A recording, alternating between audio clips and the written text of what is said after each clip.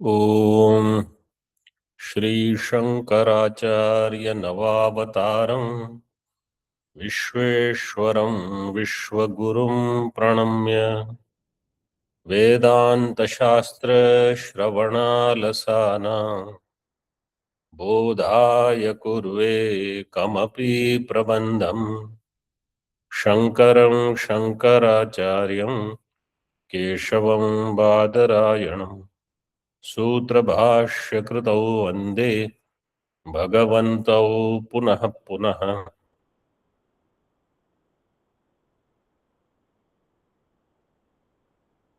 ईश्वरो गुरुरात्मेति मूर्तिभेदविभागिने व्योमवद्व्याप्ताय दक्षिणामूर्तये नमः।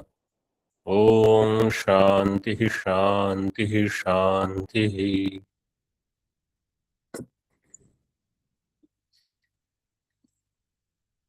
सिद्धांत बिंदु श्लोकी में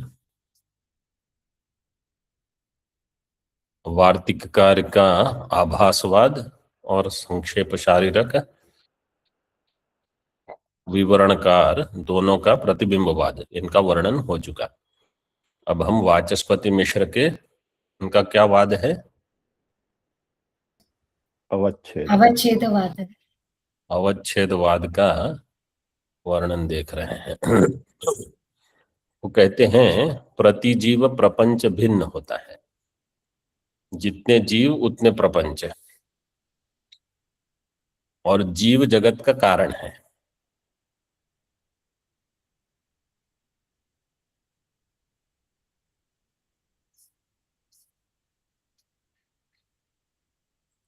जैसे चैत्र का अज्ञान और मैत्र का अज्ञान, दोनों का जो कार्य होता है, रज्जु में सर्प जैसे, शुक्ति में रजत, तो दोनों भिन्न रजत होते हैं। वो हमने देखा पृष्ठ क्रमांक 48 प्रथम पंक्ति में, 48 टीका में। चैत्रीय अज्ञान कल्पितः प्रपंचो न मैत्रस्य प्रत्यक्षो भवति, न हि चैत्रस्य इदं रजतम इति अवभासे सति तद रजतम तद इतरेषां सर्वेषां प्रत्यक्षम भवति। चैत्रीय अज्ञान कल्पित प्रपंच मैत्र को प्रत्यक्ष नहीं होता, जैसे रजत। स्वाज्ञान कल्पित एवं स्वस्य प्रत्यक्षो भवति, अपने अज्ञान से कल्पित जो है वही प्रपंच सबको प्रत्यक्ष होता है। दृष्टांत रजत का। यत्र च एकमेव घटम बहवश्चैत्रादयः पश्यन्ति इति अनुभूयते, तत्रापि वस्तुतो नैको घटः किंतु बहवः एव। पूर्व में जो दृष्टांत दिया वो प्रातिभासिक सत्ता को लेकर दृष्टांत दिया, अब व्यावहारिक सत्ता को लेकर दृष्टांत देते हैं। एकमेव घटम, व्यावहारिक एक ही वस्तु हो, लेकिन अनेक मनुष्य उसको देखते हैं। बहवः चैत्रादयः पश्यन्ति, ऐसा लगता है, लेकिन ऐसा है नहीं। गंगा जी है एक ऋषिकेश में, बहुत लोग देखते हैं। वाचस्पति मिश्र कहते हैं सभी की अपनी अपनी एक गंगा जी है, सबका एक पूरा प्रपंच, एक सभी का एक पूरा ब्रह्मांड है, ऐसे समझ लो।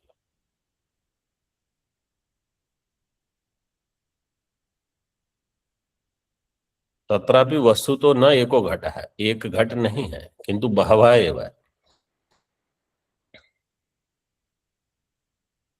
एकैको दृष्टा एकैकम एवं घटम पश्यति, प्रत्येक दृष्टा मतलब प्रमाता एक एक घट प्रमेय का दर्शन करता है। य एव घटश्चैत्रेण दृष्टः स एव मैत्रेण दृष्ट इति प्रत्यभिज्ञा। कोई कहेगा ये प्रत्यभिज्ञा कैसे हुई? क्योंकि लोग पूछेंगे आपने वो देखा? हाँ मैंने वो देखा। तो समान है दोनों का जो दर्शन है, जैसे घट का। यत्र च एकमेव, नहीं, यह एव घटश्चैत्रेण दृष्टः, चैत्र के द्वारा जो देखा गया है मैत्र ने भी वही देखा, मैत्रेण अपि दृष्टः। तो ये जो प्रत्यभिज्ञा है वो साजातीय न उपपादनीय, ये केवल सजातीय घट है, दोनों में घटत्व है, घटत्व है, नीलत्व होगा, दोनों नील घट होंगे तो रक्त होंगे तो रक्तत्व होगा, और परिणाम भी, परिमाण भी उतना ही होगा, सीमित। ये सब साजात्य है, लेकिन घट भिन्न है ये उनका कहना है। जैसे तदेव औषधम इत्यादि प्रत्यभिज्ञावत, कभी कोई बीमार हुआ, रोग हुआ, तो ये औषध, हाँ बोले ये वही है, पिछली बार मैंने यही लिया था, पिछली बार लिया था वो तो खा गए तुम। नहीं बोले तदेव, ये वही है, ऐसे। तो ये प्रत्यभिज्ञा होती है, ये प्रत्यभिज्ञा क्या बताती है कि वास्तव में सजातीयत्व है, एक नहीं है।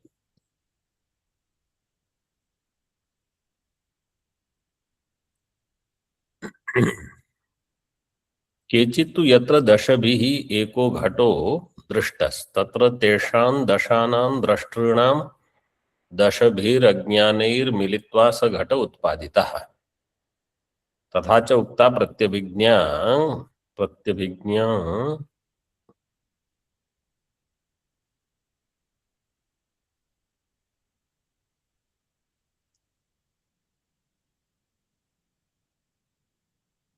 कुछ तो शब्द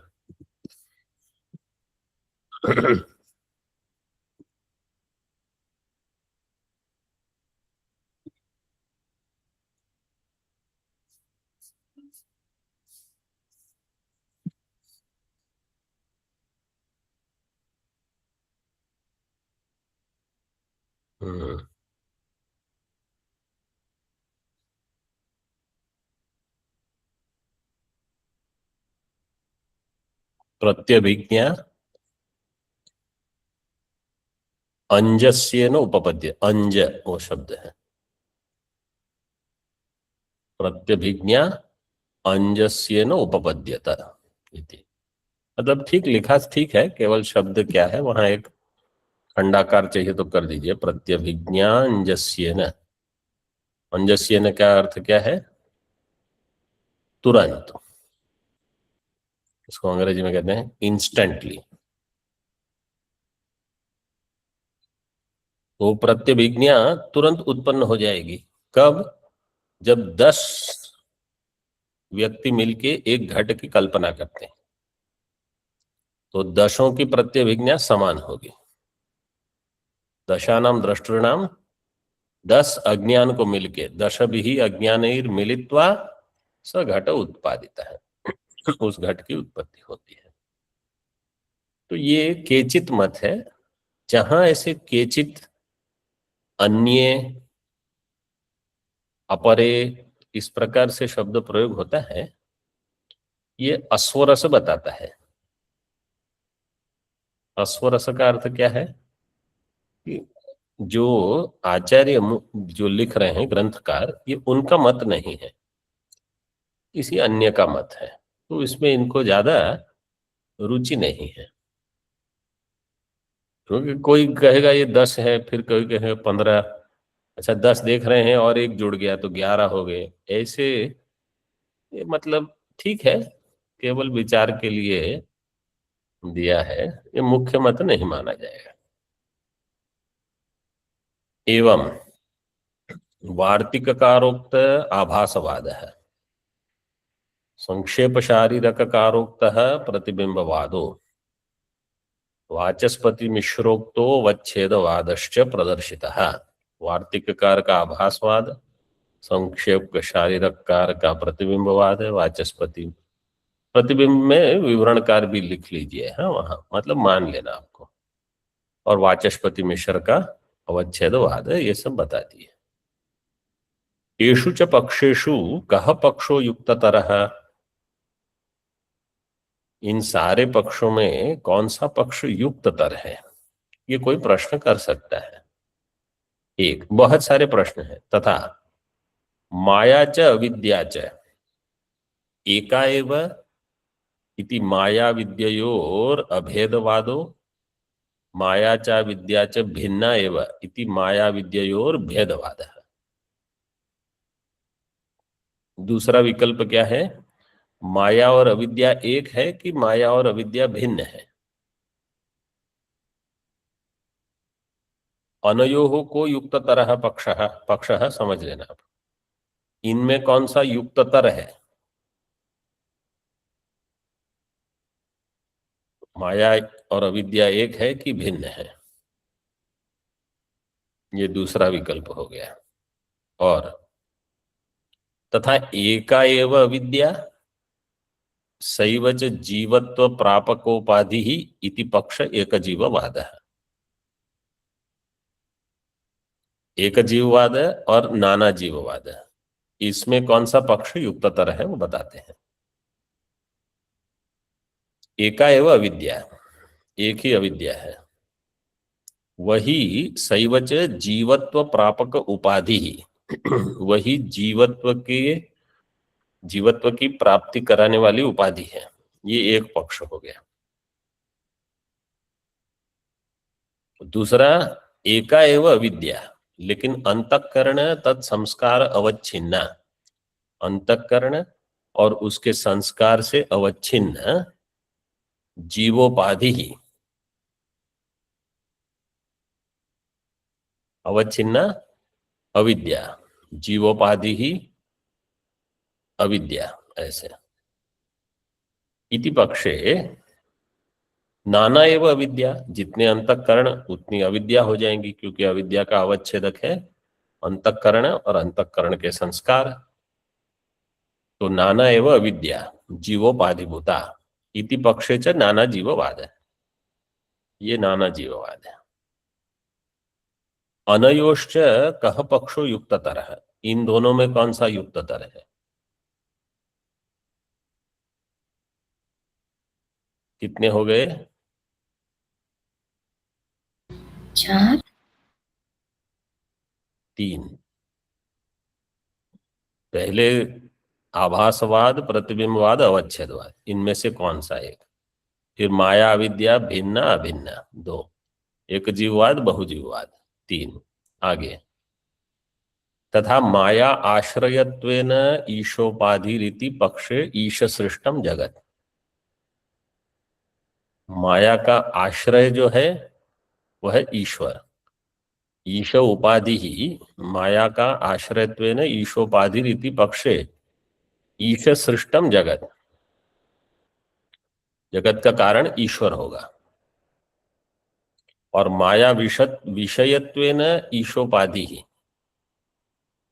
माया का अथवा अविद्या का विषय है ईश्वर। इति पक्षे जीव सृष्टम जगत, तो जगत की सृष्टि किसने की, जीव ने। ये दूसरा पक्ष, दूसरा विकल्प क्या है, ईश सृष्टम जगत, जीव सृष्टम।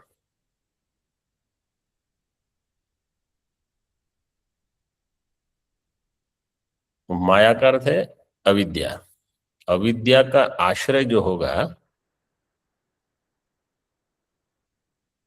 वो ईश्वर है, उस ईश्वर ने सृष्टि की। दूसरा कहेगा अविद्या का जो विषय है उस जीव ने सृष्टि की। तो क्योंकि माया का विषय जो होगा वो ईश्वर उपाधि, और माया का आश्रय फिर क्या हो जाएगा, माया मतलब अविद्या, अविद्या का आश्रय जीव मानते हैं वाचस्पति मिश्र। तो वो कहते हैं जितने जीव उतनी सृष्टि, तो ईश्वर ने नहीं की, जीव ने ही सृष्टि की है।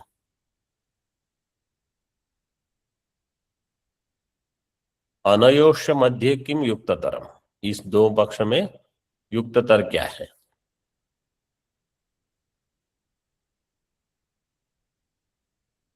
तथा जीव कर्तृकम जगत इति पक्षे दृष्टि सृष्टिवाद है, जीव कर्तृक जगत जो होगा ये दृष्टि सृष्टिवाद है।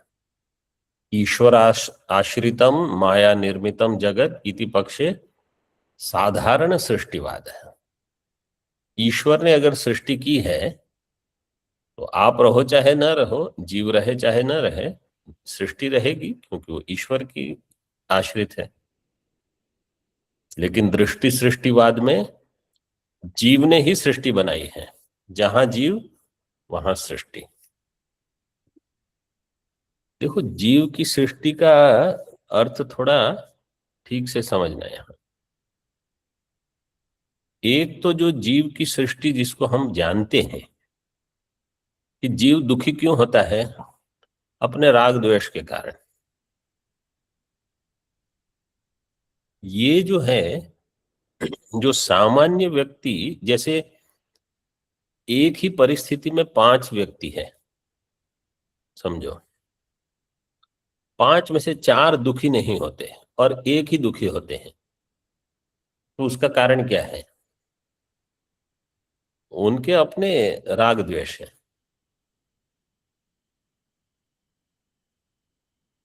ये जीव सृष्टि नहीं है, वो तो अलग है।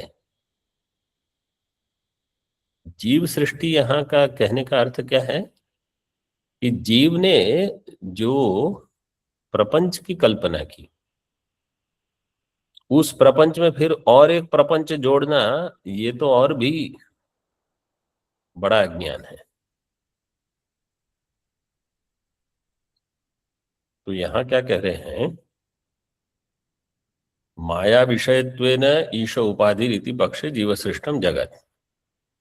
तो जीव कर्तृकम जगत इति पक्षे दृष्टि सृष्टिवाद है। जीव कर्तृक जगत का अर्थ क्या है? अच्छा, इसको और थोड़ा दृष्टांत देके बताते हैं।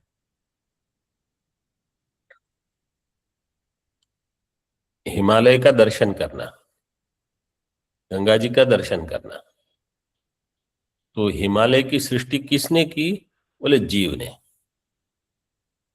जीव की जो अविद्या है उसके कारण जगत भासता है, ब्रह्म भासना चाहिए। अविद्या के कारण ब्रह्म नहीं भासता, अग्रहण है, अन्यथा ग्रहण हो रहा है। ठीक है, अब वहां उस सृष्टि के अंदर अगर आप अपने राग द्वेष से कुछ अन्य कल्पना करते हो, वो आपके दुख का कारण है। मतलब अधिक दुख।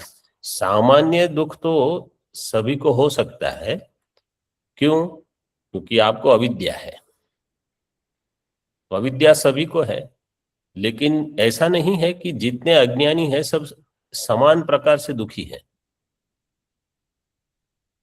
कोई अज्ञानी अधिक दुखी है, क्यों? उनके राग द्वेष के कारण, उनकी वासना ऐसी है, वो अधिक कल्पना करते रहते हैं, वो अधिक दुखी हैं। और जिनको केवल, मतलब किसी को केवल अज्ञान ही समस्या है, और किसी को अज्ञान भी है, कामनाएं भी हैं, अन्य अन्य राग द्वेष इत्यादि सारी समस्याएं हैं। तो जिसको केवल अज्ञान समस्या है, उनको अज्ञान का ही समाधान करके हो जाएगा। और जिनको अन्य समस्याएं हैं, केवल वेदांत पढ़ने से नहीं होगा, उनको उन सभी समस्याओं का समाधान करना ही होगा। तब तक अविद्या कहेगी मैं जाऊंगी ही नहीं। तो ये जीव सृष्टि 2 प्रकार से समझना। ईश्वराश्रितम माया निर्मितम जगत इति पक्षे साधारण सृष्टिवाद है। ईश्वर के आश्रित माया निर्मित जो जगत है, ये साधारण सृष्टिवाद है। दृष्टि अनुरोधेन सृष्टि ही इति यो वाद है स दृष्टि सृष्टिवाद। देखो, दृष्टि सृष्टिवाद के ऊपर थोड़ा यहां स्पष्ट करते हैं। दृष्टि के अनुरोध से सृष्टि, दृष्टि का अर्थ है ज्ञान। उस ज्ञान के अनुरोध से सृष्टि, ऐसा जो वाद है, मतलब एवं यो वदति सवादी, दृष्टि सृष्टिवादी, तस्य वादः दृष्टि सृष्टिवादः। अभी इसमें दृष्टिरेव सृष्टि ही, और पता नहीं 9-10 विकल्प किए हैं अद्वैत सिद्धि में, केवल दृष्टि सृष्टि शब्द को ही लेकर। यथा स्वप्ने येन यावत् दृष्टम तावदेव तत्र उत्पन्नम न अन्यत्। सृष्टम, ये जैसे स्वप्न में येन यावत् दृष्टम तावत् तत्र उत्पन्नम, उत्पन्नम का अर्थ है सृष्टम, जिसके द्वारा जब तक देखा जाता है उसके लिए तब तक वह सृष्टि है। स्वप्न में, स्वप्न में चैत्र मैत्र को देखता है, जितना देखता है तब तक है, मैत्र गया सृष्टि गई। यह है दृष्टि सृष्टिवाद।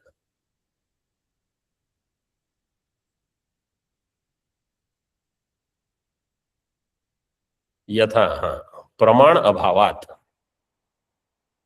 अन्यथा प्रमाण में अभाव है।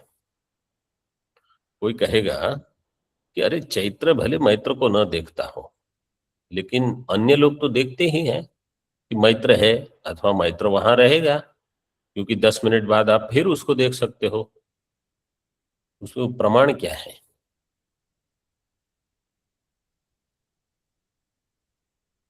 चैत्र को जब आपने नहीं देखा तो चैत्र ने मैत्र को नहीं देखा, तो मैत्र है, उसमें प्रमाण क्या है? बोले अन्य देख रहे हैं, तो अन्य है, उनमें प्रमाण क्या है? जब आप उनको देखते हो, जानते हो, तभी वे वो है। आप नहीं देखते, वो नहीं है।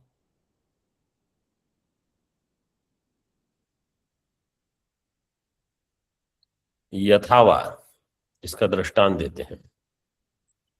नैयायिक नये घटद्वयगतम द्वित्वम यदा ज्ञायते तदैव द्रष्टृगत अपेक्षा बुद्ध्या तत्र द्वित्वम उत्पद्यते, न तु ततः पूर्वम एक घट सन्निहित घटांतरस्य बहुकालम अवस्थाने अपि। न्याय दर्शन में ये हमने किरणावली टीका में देखा था। एक होती है अपेक्षा बुद्धि। जैसे कोई कहेगा घट में द्वित्व, ये 2 घट है समझो, ठीक है, तो इसमें द्वित्व रहेगा। द्वित्व का अर्थ है 1 2, एकम द्वे, ऐसे हम गिनते हैं, अथवा द्वि, तो द्वित्व आ गया इसमें। जब 2 साथ में है घट, तब आप दोनों को अगर गिनना है तो एकम जब गिनते हो तो बुद्धि में एक अपेक्षा होगी कि अच्छा और एक भी गिनेंगे अभी हम। अगर 5 है तो अपेक्षा बुद्धि रहेगी 1, मतलब अभी इसमें द्वित्वम, त्रित्वम, चतुरत्रम, पंचमत्वम, ये आ जाएंगे। इसको कहते हैं अपेक्षा बुद्धि। तो न्याय क्या कहता है? न्याय दर्शन में घटद्वयगतम द्वित्वम यदा ज्ञायते, जब द्वित्व है इसका भान हुआ तो उसी समय तदैव दृष्टगत अपेक्षा बुद्धिया, दृष्टा में जो अपेक्षा बुद्धि है उसके द्वारा तत्र द्वित्वम उत्पद्यते, द्वित्व की उत्पत्ति होती है। पहले द्वित्व नहीं था वहां, क्योंकि द्वित्व उसी की बुद्धि में रहेगा जो 2 घट को गिनना चाहता है। जो 5 घट को गिनना चाहता है उसकी बुद्धि में ही अपेक्षा बुद्धि होगी, अन्य की बुद्धि में नहीं होगी। न तो ततः पूर्वम एक घट सन्निहित घटांतरस्य, उस अपेक्षा बुद्धि के पहले दोनों घट पास पास ही थे, एक घट सन्निहित घटांतर था, बहुकाल से था, बहुकालम अवस्थाने अपि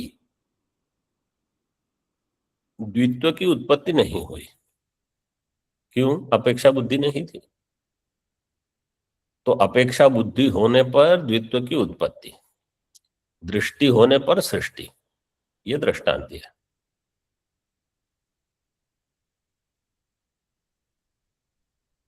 दूसरा एक दृष्टांत देते हैं।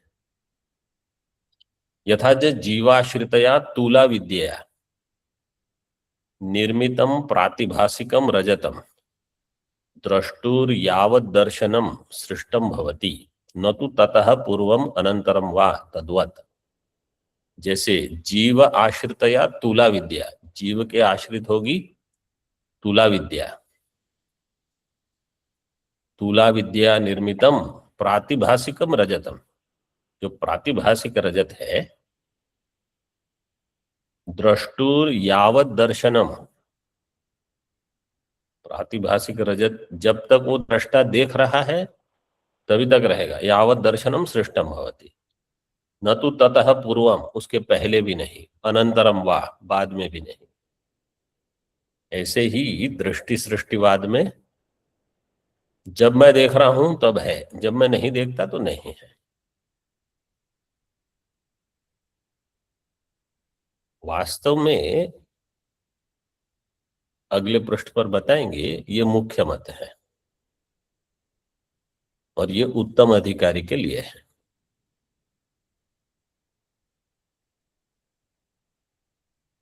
उत्तम अधिकारी कब बनते हैं? जब आप जो चीज सामने नहीं है उनका चिंतन नहीं कर, अगर आपकी बुद्धि में वो है तो आपके द्वारा उसकी सृष्टि हुई है। आंखों के सामने हो ये आवश्यक नहीं है, आपकी बुद्धि के सामने है तो आपके लिए प्रत्यक्ष है। तो समझो कोई व्यक्ति अपने कमरे में बैठकर 24 घंटे में से 12 घंटे किसी द्वेष के विषय का चिंतन करता है, ये ऐसा है, ये वैसा है, ऐसे। उनके लिए वो दृष्टि है, तो सृष्टि भी है, क्योंकि उनकी बुद्धि में उन्हीं से वो व्यवहार कर रहे हैं। इसी प्रकार अगर हमारी बुद्धि में शुभ संस्कार हैं, परमात्मा का चिंतन हो रहा है, बहुत ही सुंदर है। एकादशी का दिन है, जो अच्छे विचार हो, व्यर्थ चिंतन करके क्या लाभ है? ऐसे ही जीवन चला जाता है। फिर पुनरपि जननम पुनरपि मरणम।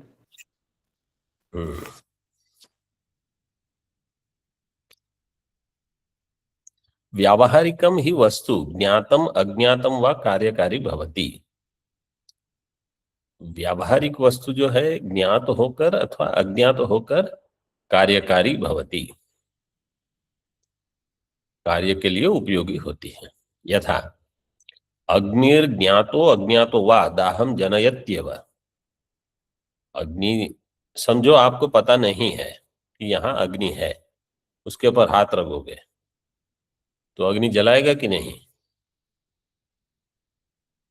जलाएगा। लेकिन आपको तो ज्ञान नहीं है तो भी जला देगा। ज्ञान हो चाहे ना हो, उससे क्या फेर है? वो ज्ञातम सत कार्य करेगा ऐसा नहीं है, वो स्वरूपम सत, स्वरूपतः अगर है तो हो गया। जैसे औषधि, दवाई, आपको पता नहीं उसमें क्या क्या है, आप खा लो, आपको ठीक कर देगी।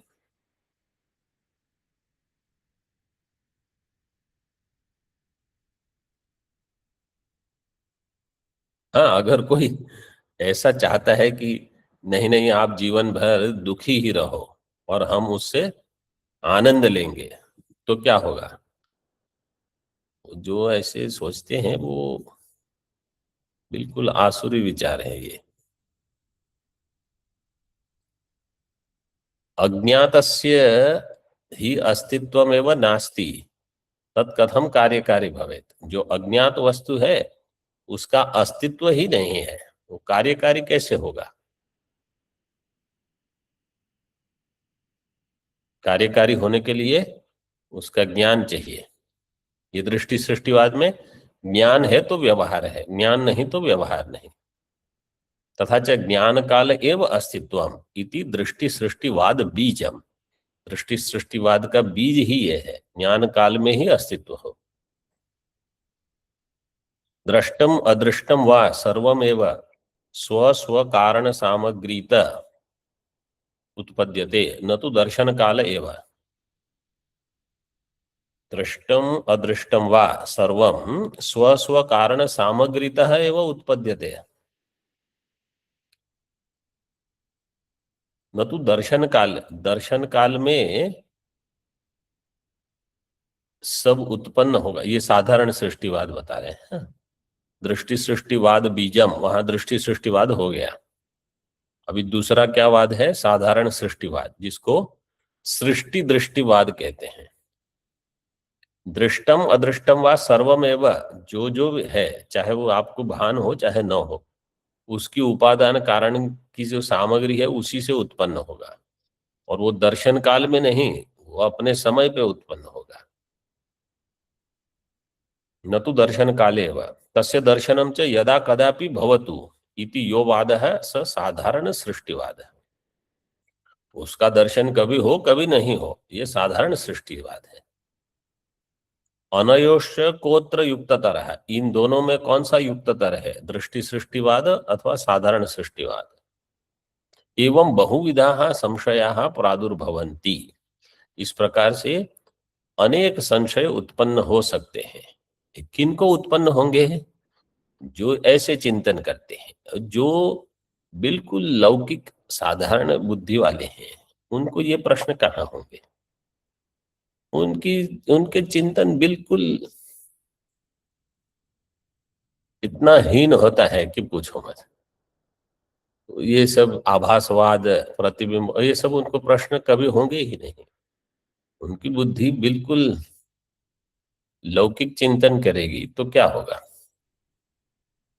अत्र युक्ततरम सिद्धांतम प्रदर्शयति। अच्छा ठीक है, तो अभी आप बताइए कौन सा युक्त है, उसका दिखाते हैं उसको। मूल में देख लीजिए पहले। अज्ञानोपहितम बिंब चैतन्यम ईश्वर है, अज्ञान उपहित बिंब चैतन्य ईश्वर, अज्ञान प्रतिबिंबितम चैतन्यम जीव, अज्ञान प्रतिबिंबित चैतन्य जीव इति वा, अथवा अज्ञान अनुपहितम शुद्धम चैतन्यम ईश्वर, अज्ञान अनुपहित शुद्ध चैतन्य ये ईश्वर, और अज्ञान उपहितम च जीव, अज्ञान उपहितम शुद्ध चैतन्यम जीव, अज्ञान अनुपहितम शुद्ध चैतन्यम ईश्वर, अज्ञान उपहितम चैतन्यम शुद्ध चैतन्यम जीव इति वा मुख्यो वेदांत सिद्धांत एक जीव वादाख्य है। ये मधुसूदन सरस्वती जी का कहना है। ये मुख्य वेदांत सिद्धांत है, एक जीववाद है। इमम एवच दृष्टि सृष्टिवादम आचक्षते, इसी का दूसरा नाम है दृष्टि सृष्टिवाद। अब आप देखिए, ये मुख्य सिद्धांत है, मतलब उत्तम अधिकारी के, जिनको ये समझ में नहीं आए उनके लिए नाना जीववाद, साधारण सृष्टिवाद बताते हैं। ये कब बुद्धि में बैठेगा कि मैं एक ही जीव हूं, मेरी ही सारी कल्पना है, उसी कल्पना में मैं राग द्वेष करके यहां वहां लड़ते रहता हूं, कहाँ मेरा ध्येय क्या है? तो जिनको ये बिल्कुल संसार से विरक्त होते हैं, उन्हीं के लिए एक जीववाद है।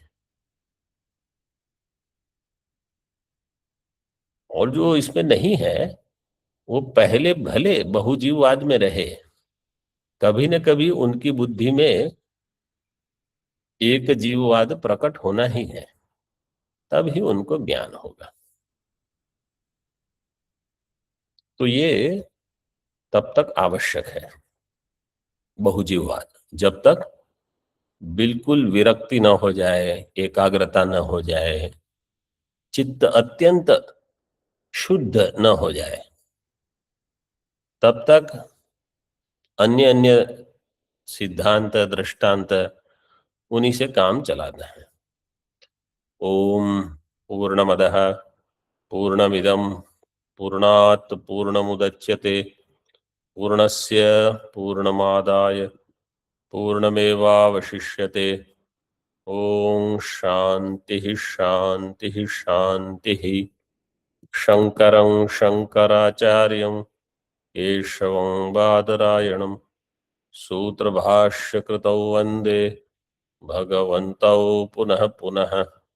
ईश्वरो गुरुरात्मेति मूर्तिभेदविभागिने व्योमवद्व्याप्तदेहाय दक्षिणामूर्तये नमः। ओम शांति शांति शांति।